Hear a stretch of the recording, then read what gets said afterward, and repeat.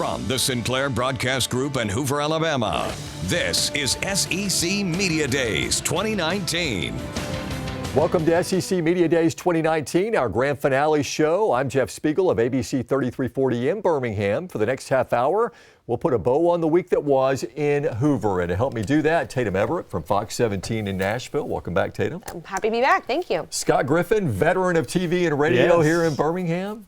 He's been around a while. Yeah. And Dave Staley from News Channel 9 in Chattanooga. Hey, guys. Get ready, guys. We have a lot to talk about. It was kind of a boring media days until Alabama showed up Wednesday. Nick Saban led off the day at the podium in the big room. He said his team had a lot of distractions at the end of the year, a year that ended with a 28-point beatdown to Clemson. Minutes later on the set of SEC Now, he elaborated a little more. When we won the LSU game, it just seemed like people's own agendas started to become a little more important. And I think that coaching or players? Coaching. All right. And, we had a lot of guys that were going to be head coaches, different places. And it really takes a special person to stay focused on what they're doing now when they have a job someplace else that is awaiting them, and the responsibilities and hiring staffs and all that kind of stuff. Then linebacker Dylan Moses said this about the Clemson loss. It was more preparation. I wouldn't say they were a better team. Georgia is definitely the hardest team I played in college. And Clemson offensive lineman John Simpson responded by saying, Notre Dame, not Alabama, was Clemson's toughest opponent during the 2018 season. So, Tatum, what do you make of all this back and forth between the media days? Who can upset who the most? What can you say to really tick someone off in that moment, right? Will Muschamp says this could be one of the best years he's ever had at South Carolina. I know he's got the toughest schedule. Jake Bentley and the Gamecocks host Alabama September 14th. They're at Georgia October 12th. They're hosting Clemson in the finale. They'll beat one of those teams this year. Will that be fact or fiction? I think fiction. I feel like I'm being really rough right now on these fact and fiction questions. But not only do they play the preseason's 1, 2, and 3 teams, they also play Florida. Mm-hmm. They play a 10-win last season Kentucky team. Sure. And they also have Appalachian State as their non-conference schedule. They had 11 wins last season. It is not going to be easy for the Gamecocks. It's easy fiction. They do have their quarterback back. I like Will Muschamp. I think he's building something there. But those three that you put, that's not happening.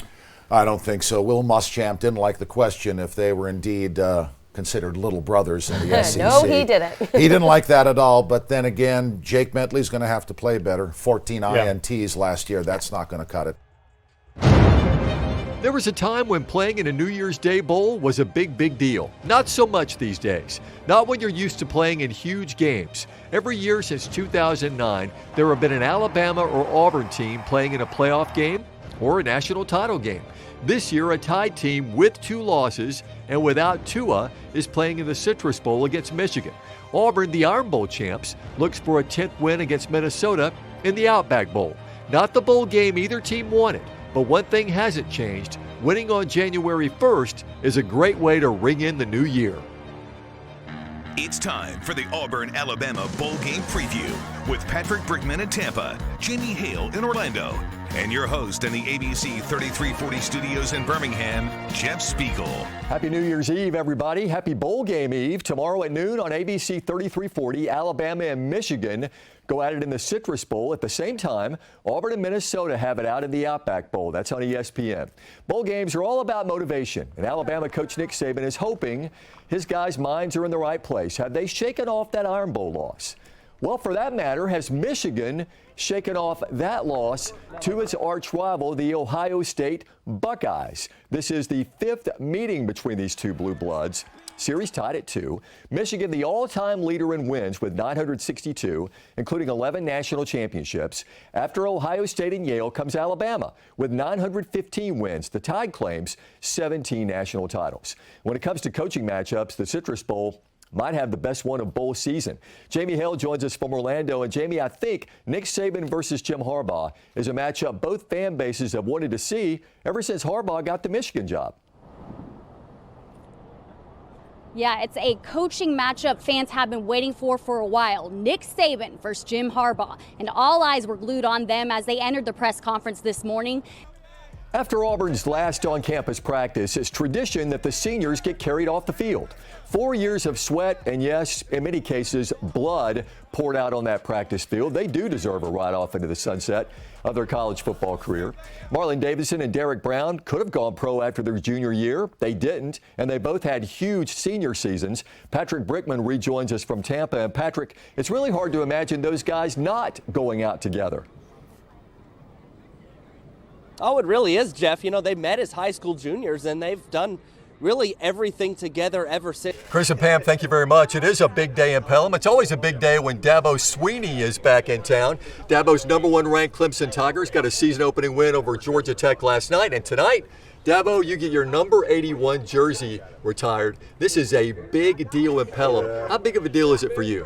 Oh, I'll be honest with you, this is one of the coolest things that's ever happened to me in my life. It really is.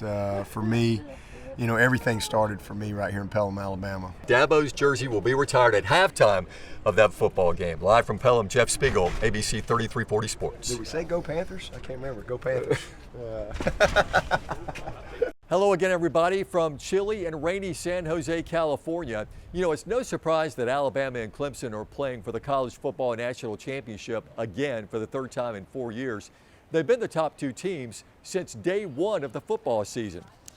And one reason they're successful this year is the same reason they've met in the playoffs the previous 3 years, demanding a standard of excellence. Well, we're asking ourselves, what did we just witness? The biggest beatdown of the Nick Saban era, 44-16 the final.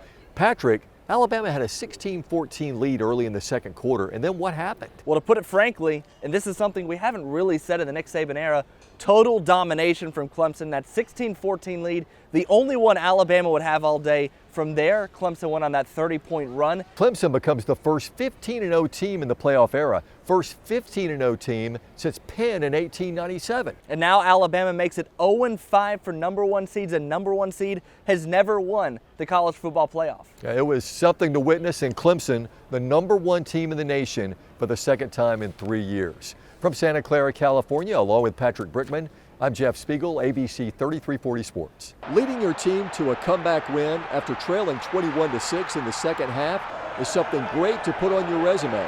And that resume is only 1 game old. And kid's only, 18? I don't even know if he is 18 yet. But maturity, I mean, the way he handled himself, I mean, we can't start off to a rocky start. He didn't let that get to him. Yeah, Bo Nick's a baller, man. We knew that from the start, man. You know, Bo, I just told him to stay calm, and, you know, he just came through. So how will the Tigers handle overreaction Sunday? Well, they'll just look at the film and see how many mistakes they made. The good news is they made all those mistakes, and they're still off to a 1-0 start. From Arlington, Texas, Jeff Speegle, ABC 3340 Sports. So that's how Devontae Smith heads into the bye week, breaking a single-game yardage record held by the great Amari Cooper. But as good as these guys are, one of his teammates might break that record down the road, or then again, maybe he will. From Tuscaloosa, Jeff Speegle, ABC 3340 Sports. It came a torrential downpour during the first half of the Auburn-Samford game, but to the Tigers, it was all sunshine and rainbows. I personally love rainstorm. You know, I'm from like backwoods, northeast Georgia, so rainstorms like that kind of excite me a little bit. But I mean, it was fun to have guys out there, you know, wanting to slide around in the rain and stuff. Any kind of weather is fine with me. Cold, hot, rainy, snowy. Not played in the snow yet, but I want to.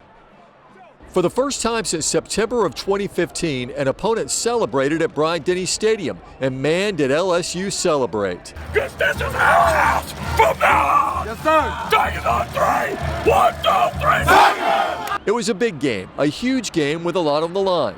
And in the first half, the opponent seemed better prepared for the moment than Bama. Just had to bring that energy. We fell off in the first half, and that's on us. I feel like we picked up later on, but just too late. Sometimes when you want to do something really badly, it's very difficult to do that. Saban says the mission now is to finish the season the right way. The bad news is the Tide does not control their own destiny. The opponent who celebrated here tonight does. From Bryant-Denny Stadium, Jeff Speegle, ABC 3340 Sports.